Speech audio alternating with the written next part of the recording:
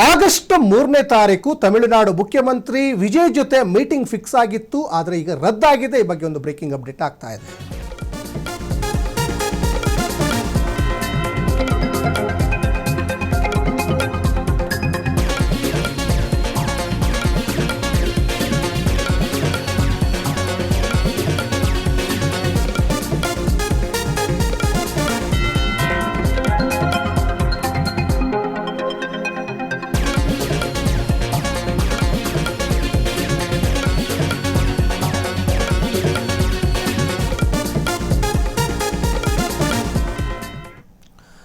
ಇದು ಆಗಸ್ಟ್ 3ನೇ ತಾರೀಕು ತಮಿಳುನಾಡಿನ ಮುಖ್ಯಮಂತ್ರಿ ಮತ್ತೆ ಕರ್ನಾಟಕದ ಮುಖ್ಯಮಂತ್ರಿಯ ಒಂದು ಸಮಾಗಮದಲ್ಲಿ ಒಂದು ಮೀಟಿಂಗ್ ಮಾಡಿ ಒಂದು ಸಮಸ್ಯೆ ಬಗೆಹರಿಸಲಿಕ್ಕೆ ಬಹಳ ಚರ್ಚೆಗಳಾಗಿದ್ವು ಈ ಹಿಂದೆನೆ.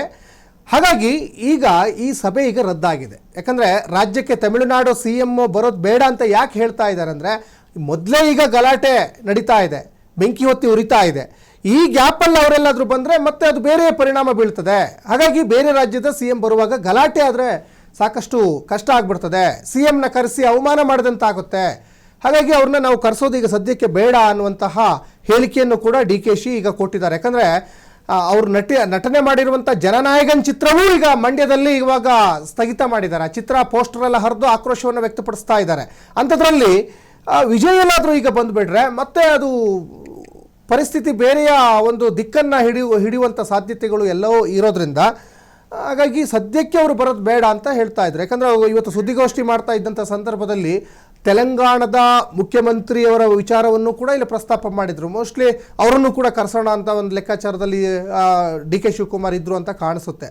ಒಟ್ಟಿನಲ್ಲಿ ಇವಾಗ ತಮಿಳುನಾಡಿನ ಮುಖ್ಯಮಂತ್ರಿ ಮತ್ತು CM DK ಶಿವಕುಮಾರ್ ಒಂದು ಮಹತ್ವದ ಸಭೆ ಮಾಡ್ತಾರೆ. ಸಭೆ ಮಾಡಿಬಿಟ್ಟು ನಮ್ಮಲ್ಲೇ ಎಲ್ಲ ಸಮಸ್ಯೆಗಳನ್ನು ಬಗೆಹರಿಸ್ಕೊಂಡು ಬಿಡೋಣ ಅಂತ ಒಂದು ಲೆಕ್ಕಾಚಾರವನ್ನು ಹಾಕ್ಕೊಂಡಿದ್ರು. ಯಾಕಂದರೆ ಸಮಸ್ಯೆ ಬಗೆಹರಿಲಿಲ್ಲ ಅಂದರೆ ಮತ್ತೆ ಅವರು ಸುಪ್ರೀಂ ಕೋರ್ಟ್ ಕದವನ್ನು ತಡ್ತಾರೆ. ಸುಪ್ರೀಂ ಕೋರ್ಟ್ ಕದ ತಟ್ಟಿ ಮತ್ತು ಸುಪ್ರೀಂ ಕೋರ್ಟ್ನಿಂದ ಆದೇಶ ಏನಾದರೂ ಹೊರಡಿದ್ರೆ ಕೋರ್ಟಿನ ತೀರ್ಪಿಗೆ, ಕೋರ್ಟಿನ ಆದೇಶಕ್ಕೆ ಪ್ರತಿಯೊಬ್ಬರು ಕೂಡ ತಲೆ ಬಾಗಲೇಬೇಕಾಗ್ತದೆ. ಆಲ್ರೆಡಿ ಈ ಕೇಸ್ ಕಾವೇರಿ ಮತ್ತು ಈ ಮಹದಾಯಿ ಕೇಸ್ ಏನಿದೆಯಲ್ಲ, ಇವೆಲ್ಲವೂ ಕೂಡ ಈಗ ಸುಪ್ರೀಂ ಕೋರ್ಟ್ ಅಂಗಳದಲ್ಲೇ ಇದೆ. ಆದರೆ ಈ ಸುಪ್ರೀಂ ಕೋರ್ಟ್ನ ಆದೇಶವನ್ನು ಅಥವಾ CWMA ಆದೇಶವನ್ನು ತಿರಸ್ಕೃತ ಮಾಡಬೇಕು ಅಂತ ಅಲ್ಲ ಸರ್ಕಾರದ ನಿಲುವು. ಮಳೆ ಇಲ್ಲ, ಇವತ್ತಿನ ಚಿತ್ರಣಗಳು ಬದಲಾಗಿದ್ದಾವೆ, ಪ್ರಕೃತಿಯಲ್ಲಿ ಒಂದಿಷ್ಟು ಏರುಪೇರು ಆಗ್ತಾ ಇದ್ದಾವೆ, ಜಲಾಶಯಗಳ ನೀರಿನ ಮಟ್ಟ ಕಡಿಮೆ ಆಗಿದೆ. ಹಾಗಾಗಿ ನಮಗೆ ನೀರು ಕೊಡೋಕ್ಕಾಗ್ತಾ ಇಲ್ಲ.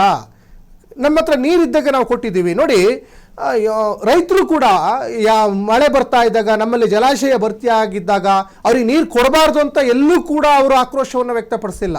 ಹಾಗಾಗಿನೇ ನೋಡಿ, ಕನ್ನಡಿಗರು ಸ್ವಾಭಿಮಾನಿಗಳು, ಕನ್ನಡಿಗರು ಉದಾರಿಗಳು, ಈ ರೀತಿಯಾದಂತಹ ಒಂದು ಮನೋಭಾವನೆಗಳು ಕನ್ನಡಿಗರಲ್ಲಿ ಮಾತ್ರ ಕಾಣಲಿಕ್ಕೆ. ನಮ್ಮಲ್ಲಿ ಜಲಾಶಯಗಳು ಭರ್ತಿಯಾಗಿದ್ದಾಗ ನೀರು ಕೊಡಬೇಡಿ ಅಂತ ಅವ್ರು ಯಾವತ್ತೂ ಪ್ರತಿಭಟನೆ ಮಾಡಿದವರಲ್ಲ ಕನ್ನಡಿಗರು.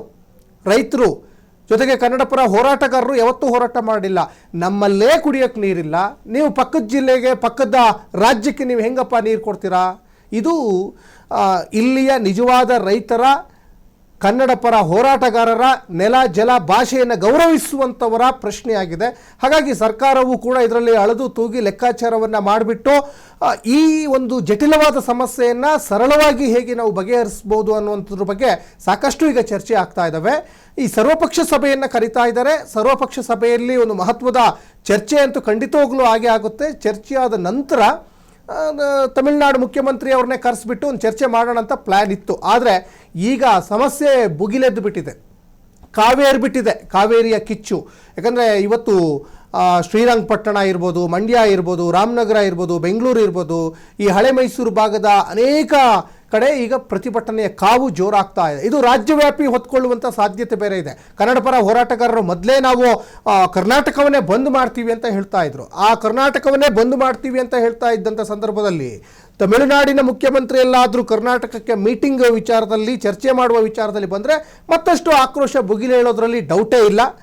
ಆಲ್ರೆಡಿ ಅವರ ಕೊನೆಯ ಚಿತ್ರವೂ ಆಗಿರುವಂಥ ಜನನಾಯಕನ್ ಚಿತ್ರ ಆಲ್ರೆಡಿ ಇವಾಗ ಸ್ಟಾಪ್ ಮಾಡಿದ್ದಾರೆ. ಮಂಡ್ಯದಾದ್ಯಂತ ಪೋಸ್ಟರ್ನೆಲ್ಲ ಹರಿದು ಆಕ್ರೋಶವನ್ನು ವ್ಯಕ್ತಪಡಿಸ್ತಾ ಇದ್ದಾರೆ. ಈ ನಿಟ್ಟಿನಲ್ಲಿ ಅವರು ಬರೋದು ಸೂಕ್ತ ಅಲ್ಲ ಅನ್ನುವಂಥದ್ದು CM DK ಶಿವಕುಮಾರ್ ಅವರ ಒಂದು ಅಭಿಪ್ರಾಯವೂ ಕೂಡ ಆಗಿದೆ. ಹಾಗಾಗಿ ಇದನ್ನು ಯಾವ ರೀತಿಯಾಗಿ ನಾವು ಬಗೆಹರಿಸ್ಕೊಳ್ಬೋದು, ಯಾವ ರೀತಿಯಾಗಿ ಇದಕ್ಕೊಂದು ಸೊಲ್ಯೂಷನನ್ನು ಹುಡ್ಕೋಬೋದು, ಇದು ಈಗ DK ಶಿವಕುಮಾರ್ ಸಂಬಂಧಪಟ್ಟಂಥ ತಜ್ಞರ ಜೊತೆ ಒಂದಿಷ್ಟು ಅಭಿಪ್ರಾಯಗಳನ್ನು ಈಗ ಸಂಗ್ರಹ ಮಾಡ್ತಾ ಇದ್ದಾರೆ. ಜೊತೆಗೆ ಈಗ ಸದ್ಯಕ್ಕೆ ಅವರು ಬರೋದು ಬೇಡ, ಹಂಗೇನಾದ್ರು ಇದ್ದರೆ ಸಮಸ್ಯೆಗಳು ಎಲ್ಲ ಈ ಸ್ವಲ್ಪ ಈ ಹೋರಾಟದ ಕಾವು ಕಡಿಮೆ ಆದಮೇಲೆ ಮೋಸ್ಟ್ಲಿ ಮುಂದಿನ ದಿನಗಳಲ್ಲಿ ಏನಾದರೂ ಇದ್ರ ಬಗ್ಗೆ ಚರ್ಚೆಗೆ ಕರೆಯುವಂಥ ಸಾಧ್ಯತೆ ಇರುತ್ತೆ. ಚರ್ಚೆ ಕರೀಲೇಬೇಕು, ಈ ಸಮಸ್ಯೆಗಳೇನು ಬಗೆಹರಿದಿಲ್ಲ, ಹಾಗಾಗಿ ಚರ್ಚೆ ಕರೀಲೇಬೇಕಾಗ್ತದೆ. ಆದರೆ ಈಗ ಬೇಡ, ಈಗ ಯಾಕಂದರೆ ರೈತರು ಹೋರಾಟ ಮಾಡ್ತಾ ಇದ್ದಾರೆ ಅನ್ನುವಂಥದ್ದು ಡಿ ಕೆ ಶಿವಕುಮಾರ್ ಅವರ ನಿಲುವು.